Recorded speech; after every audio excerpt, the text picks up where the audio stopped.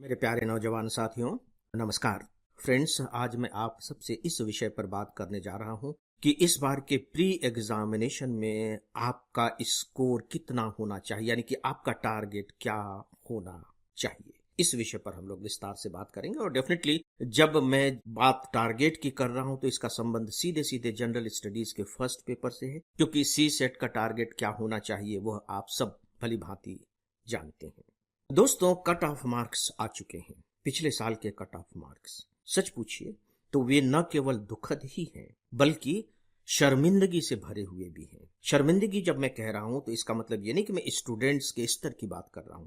Students का स्तर नहीं गिरा है, स्टूडेंट्स का स्तर वही है, क्योंकि यदि स्टूडेंट्स का स्तर गिरा होता तो वो मेंस में भी झलकता, इंटरव्यू के मार्क्स में भी झलकता। तो वहां तो ऐसा कुछ भी नहीं हुआ है, तो फिर शर्मिंदगी किसके लिए? जी हाँ, मुझे ऐसा लगता है कि लोक सेवा आयोग जिस तरह के प्रश्न पूछ रहा है ये प्री एग्जामिनेशन में, उस पर उसे गंभीरता से और पूरी संवेदनशीलता से तार्किकता के आधार पर ही सही विचार करना चाहिए। पिछली बार जिस तरह के क्वेश्चंस पूछे गए थे, यहां तक जनरल स्टडीज प्री में ही नहीं बल्कि सी सेट में भी, वे बहुत उटपटांग किस्म के थे। आप मेंटल लेवल को जज करना चाहते हैं ना, तो उसका भी तो एक आधार होता है। सिलेबस वही है, मतलब ऐसा नहीं कह सकता मैं कि यूपीएससी ने बियॉन्ड द सिलेबस जाकर के कुछ पूछा है, बल्कि सच ये कि पूछा तो सिलेबस से ही है। लेकिन मायने सिलेबस नहीं रखता, मायने ये रखता है कि आपने उस सिलेबस से प्रश्न किस तरीके से पूछे हैं, किस पैटर्न से पूछे हैं, कहां कहां से पूछे हैं। और उसने पिछले साल के क्वेश्चन पेपर को अव्यवहारिक सा बना दिया था। उसने सही मायने में हम मेंटल स्ट्रेंथ का जज करने वाला पेपर नहीं कह सकते, और उसका परिणाम हमारे सामने है। इसीलिए जब पिछले साल ये पेपर्स आए थे तो इसका बहुत जबरदस्त रूप से विरोध हुआ था, सोशल मीडिया पर विरोध हुआ, धरना भी दिया गया, और मैंने भी इसके विरोध में एक बहुत बड़ा लेख दैनिक जागरण के नेशनल एडिशन में लिखा था। दोस्तों, मैं ये बात आपको क्यों बता रहा हूं? ये बात मैं आपको कहानी किस्से के रूप में नहीं बता रहा हूं, मैं आपको केस स्टडी के रूप में ये बात बता रहा हूं। तो केस स्टडी क्या है? देखिए, आपका इस साल का टारगेट क्या होना चाहिए, सीधे सीधे बता देने का कोई अर्थ नहीं है। उसके पीछे कोई ना कोई आधार तो होना चाहिए कि मैं किस आधार पर कहूं कि आपका टारगेट ये हो। क्या अभी चूंकि मोटे तौर पर कह लीजिए कि 76 मार्क्स का कट ऑफ रहा है, तो मैं कह दूं कि आपको 80 के लिए कोशिश करना चाहिए, या आपको कह दूं कि नहीं 90 मार्क्स के लिए तो कोशिश करना ही चाहिए। लेकिन उसका आधार क्या होगा? तो मैं केवल यहाँ आधार की बात कर रहा हूं।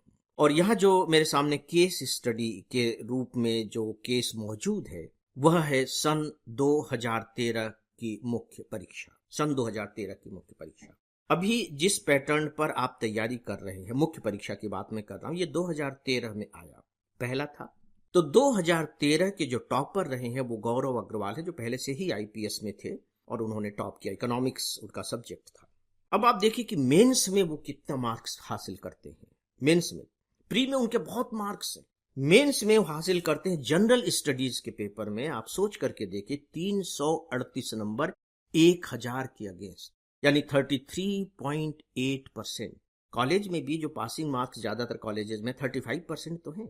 तो आईएएस का टॉपर जनरल स्टडीज में स्कोर करता है 33.8%। अगर आप 2013 के जनरल स्टडीज मेंस के पेपर उठा करके देखेंगे तो दिमाग थोड़ा सा चक्कर काटने लगेगा कि ये क्या है। और ये 33.8% तब है जबकि बकायदे जो आपका फोर्थ पेपर होता है, जिसे आप एथिक्स का पेपर कहते हैं, उसमें अच्छा खासा स्कोर होता है, और इनके भी जो स्कोर रहे हैं 102 मार्क्स के रहे हैं। इसके बावजूद 33.8%, एक पेपर में तो उनके मार्क्स ही लगभग 60-65 के आसपास है, सोच करके देखिए। और उस साल जो कट ऑफ मार्क्स था, दोस्तों, आप सोच करके दंग रह जाएंगे, वो था 564 कट ऑफ मार्क्स था मेंस का, जनरल कैटेगरी की मैं बात कर रहा हूं। इस साल कितना है? 741। तो हम ये तो नहीं कह सकते कि स्तर गिरा है, इस बार तो कट ऑफ मार्क्स 741 है। कितने मार्क्स का फर्क है? 177 नंबर का फर्क है। सोच करके देखिए। ये मैं आपको केस स्टडी के रूप में आंकड़ों में उलझा नहीं रहा हूं, मैं तार्किकता के आधार पर टारगेट तक पहुंचने की कोशिश कर रहा हूं। हुआ क्या? उस समय भी आलोचना हुई थी, ये किस तरह का पेपर सेट किया गया है, कितना कम स्कोर आ रहा है, हिंदुस्तान की सबसे बड़ी सर्विस के लिए भर्ती होने जा रही है और उसका जो फर्स्ट रैंकर है वो इतने कम मार्क्स हासिल कर रहा है। तो दोस्तों, नेक्स्ट ईयर ही पेपर सरल कर दिया गया, अच्छा कर दिया गया, मॉडरेट कर दिया गया। और मैं उस पर नहीं जा रहा हूं कि नेक्स्ट ईयर कितना पहुंच गया, लेकिन अभी जो आप मार्क्स देख रहे हैं मेंस के और फाइनल सिलेक्शन के, लगभग लगभग लगभग लगभग उसी तरह के मार्क्स आने शुरू हो गए जो अभी तक जारी है। दोस्तों, इसके आधार पर जो मैं सिद्ध करना चाह रहा हूं वो कुल मिलाकर के ये कि चूंकि पिछली बार का पेपर बहुत कठिन रहा है, उसका विरोध भी हुआ है, इसीलिए हमें ये मानकर चलना चाहिए कि यूपीएससी उस पर विचार करेगा और विचार करने के बाद इस बार के अपने पेपर को कम से कम व्यावहारिक स्तर पर तो लाएगा ही। अब सवाल ये उठता है कि जो व्यावहारिक स्तर पर पेपर लेकर के आएगा वो कितना व्यावहारिक होगा। ये बात मैं स्पेशली देखिए इसलिए कह रहा हूं कि इस बार का जो कट ऑफ मार्क 75.41% है, अब उसको हम अभी थोड़ी देर के लिए किनारे कर देते हैं। इसकी गिरावट देखिए, फिर से हम थोड़ा सा इतिहास पर चलते हैं, अतीत पर चलते हैं। सन 2016 में अब तक का सबसे ज्यादा स्कोर रहा जो कट ऑफ मार्क्स है 116 मार्क्स, 116 नंबर 2016 में, यानी कि 58%। और इसके बाद से कमोवेश लगभग लगभग कट ऑफ मार्क्स गिरने शुरू हो गए और गिरते गिरते गिरते गिरते अब वो 38% पर आ गए हैं। 20% की गिरावट। और इस बीच में यूपीएससी अपने प्रश्न पत्र के स्वरूप पर बिल्कुल भी विचार नहीं कर रहा है। मुझे आश्चर्य हो रहा है, व्यक्तिगत रूप से आश्चर्य हो रहा है। उसको कहीं ना कहीं तो विचार करना चाहिए कि भाई आप टैलेंट ढूंढ रहे हैं तो टैलेंट ढूंढने का एक आधार भी तो होता है। अच्छे अच्छे टैलेंट को अगर आप प्री में ही बाहर कर देंगे, मेंस में पहुंच ही नहीं पाएंगे, तो आप कैसे सिविल सर्विस में अच्छे टैलेंट को लेंगे। तो आप इस तरीके का तो रखिए पेपर कम से कम कि जो एक सामान्य स्तर का भी जो स्टूडेंट है उसे मौका मिले कि वो मेंस तक जाए, क्योंकि जो परीक्षा है वो तो मेंस ही है, प्री तो केवल एंट्री एग्जाम की तरह है। और आप एंट्री को ही इतना कठिन बना दे रहे हैं, उसी को क्वालिफाई करना मुश्किल हो जाए। 20% की गिरावट विद इन 7 ईयर्स। मुझे ऐसा लगता है दोस्तों कि इस बार यूपीएससी का जो पेपर आएगा वो अपेक्षाकृत थोड़ा सा इजी आना चाहिए। कितना इजी आना चाहिए, उस इजी आने के आधार पर आपका टारगेट क्या होना चाहिए, इसके बारे में मैं कोई भी बात नहीं कर रहा हूं। इसके बारे में मैं आपको केवल एक तर्क बता रहा हूं, एक तथ्य बता रहा हूं। अभी आईपीएल के मैच चल रहे हैं, इससे पहले भी आपने बहुत सारे मैच देखे ही होंगे। आपने देखा होगा कि कभी कभी पता लगा कि फर्स्ट जो टीम है एक 300 रन बनाती है, इसके बाद दूसरी टीम खेलती है तो 300 रन बनाने वाली टीम हार जाती है। और आपने ये भी देखा होगा कि जो पहली टीम है जिसने शुरुआत में 150 रन बनाए, पता लगा कि वो जीत गई।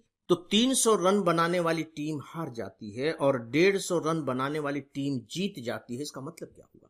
सच पूछे तो इसे ही हम कहते हैं प्रतियोगिता। प्रतियोगिता के बारे में कुछ भी कह पाना मुश्किल होता है। इसीलिए जो मेरा निष्कर्ष होता है वो ये है कि आपको स्कोर का टारगेट नहीं बनाना चाहिए कि मुझे इतना स्कोर करना है। आपका टारगेट ये होना चाहिए कि मुझे अपना बेस्ट देते हुए अपना बेस्ट स्कोर करना है। तो सवाल ये उठता है कि ये जो बेस्ट स्कोर है ये होता क्या है, ये कैसे होगा, इसकी प्रिपरेशन कैसे होगी, अब आप इसके बारे में कैसे अनुमान लगाएंगे, आप अपना प्लान कैसे करेंगे। दोस्तों, इस बार जिन्होंने 2nd रैंक हासिल की है अनिमेश प्रधान, मैं सच पूछे तो उनसे बहुत प्रभावित हूं। उनका एक वीडियो मैंने सुना है, ऑडियो वीडियो मैंने सुना है, देखा भी है। ये बाकायदे डेली नॉलेज ट्रैक पर अवेलेबल है, 49 मिनट्स के आसपास का है। मैं रिकमेंड करूंगा कि प्लीज आप उसे सुने, आपके प्रिपरेशन के लिए वो बहुत अच्छा वीडियो है।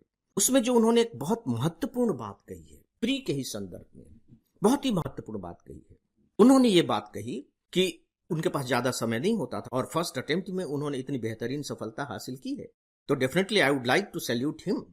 तो दोस्तों, उन्होंने कहा कि मेरे जो सेक्टर कमजोर होते थे, जैसे आर्ट कल्चर कमजोर है या और जो दूसरे सेक्टर कमजोर है, तो अब कोचिंग वो ले नहीं सकते थे क्योंकि वो बाकायदे इंडियन ऑयल में काम करते थे और वो उनकी जरूरत थी। तो उन्होंने कहा कि मैं यूट्यूब वगैरह पे जाता था और वहां मैं लेक्चर ढूंढने की कोशिश करता था, लेकिन मैं जो अंडरलाइन करना चाहूंगा, मैं ऐसे लेक्चर प्रीफर करता था जो एनिमेटेड हो। एनिमेटेड लेक्चर्स में सुनता था, मैं देखता था और वहां से तैयारी करता था। अब आप देखिए कि उन्होंने 2 बातें कही कि आप जिस सेक्टर में अपने को कमजोर महसूस कर रहे हैं कि मेरा इकोनॉमिक्स कमजोर है, मेरा ये कमजोर है, मेरा मॉडर्न इंडिया कमजोर है, मेरा एनवायरनमेंट कमजोर है, इसका मतलब है कि आप उसे छोड़िए मत, आप उस पर तैयारी कीजिए। अभी आपके पास वक्त है, इसीलिए मैंने इस विषय को अभी चुना है। आपके पास ऑलमोस्ट 2 महीने, पौने 2 महीने का तो आपके पास वक्त है। तो आप जो कमजोर सेक्टर हैं अपने, उन पर काम कीजिए। यहां मैं एक बात आपको स्पेशली बताना चाहूंगा और वो ये कि हम लोगों ने अपना जो ऑनलाइन कोर्स जो लॉन्च किया हुआ है, फुल कोर्स तो है ही, लेकिन हमने उस फुल कोर्स को अब छोटे छोटे हिस्सों में बांट दिया है केवल आप लोगों की सुविधा के लिए। मान लीजिए कि आप एनवायरनमेंट के सेक्टर को अपना अच्छा करना चाहते हैं, तो आप एनवायरनमेंट का छोटा सा कोर्स है वो ले लीजिए। अगर आप नेशनल सिक्योरिटी को करना चाहते हैं तो वो ले लीजिए। अगर आप पॉलिटिकल साइंस को करना चाहते हैं, इकोनॉमिक्स को जो भी आप करना चाहते हैं, आप वो छोटा सा कोर्स ले सकते हैं। और उसकी जो फीस होगी या कह लीजिए उसकी जो कीमत होंगे वो बहुत कम होंगे, बिल्कुल अफोर्डेबल होंगे। और हमने ये केवल आप लोगों के हित के लिए किया है। दोस्तों, आप उस पर विचार कर सकते हैं। दूसरी बात जो अनिमेश ने कही थी वो थी एनिमेटेड लेक्चर्स। मैं ढूंढता था एनिमेटेड लेक्चर्स। मुझे बताते हुए बहुत खुशी हो रही है कि हमारे जितने भी ऑनलाइन के लेक्चर्स हैं दोस्तों, वो एनिमेटेड हैं। 5 साल तक लगातार उस पर काम करने के बाद हम लोगों ने अपना ये कोर्स लॉन्च किया है। उसका एक एक सेकंड एनिमेटेड है। आप इतना तो कर ही सकते हैं, कोई भी छोटा सा कोर्स लेकर के आप ट्राई करके देख सकते हैं। दोस्तों, जब आप ऐसा करेंगे तो मुझे लगता है कि आपका जो टारगेट होगा, आप अपने उस टारगेट को अचीव कर लेंगे। और आपका ये जो टारगेट होगा, इतना तो हो ही जाएगा कि आप प्री को क्वालिफाई कर सकें। आपको शायद निराशा हो रही होगी कि मैंने परसेंटेज तो बताया ही नहीं। मैं आपको किसी धोखे में नहीं रखना चाहता कि मैं आपको परसेंटेज बताऊं कि आप 90 मार्क्स के लिए कोशिश कीजिए, आप 92-95 मार्क्स के लिए कोशिश कीजिए। बस एक ही टारगेट होना चाहिए, अधिकतम मार्क्स। 300 रन बनाने वाली टीम हार जाती है और 150 रन बनाने वाली टीम जीत जाती है। आप देखिए, इस बार 76 नंबर लाने वाले सिलेक्ट हो गए और पिछले साल 80 लाने वाले भी सिलेक्ट नहीं हुए। तो ये कंपटीशन है, और कंपटीशन के चरित्र को समझ करके हमारी कोशिश हमेशा ये होनी चाहिए कि हम अपना अधिकतम दें और हम अपने किसी भी पक्ष को कमजोर न छोड़ें। दोस्तों, यही टारगेट के लिए मेरा आप सबसे अनुरोध है और सुझाव है। तो फ्रेंड्स, इस विषय के बारे में बस इतना ही। और दोस्तों, इसी के साथ ही आज के इस डेली ऑडियो लेक्चर को अब यहीं समाप्त करता हूं। नमस्कार।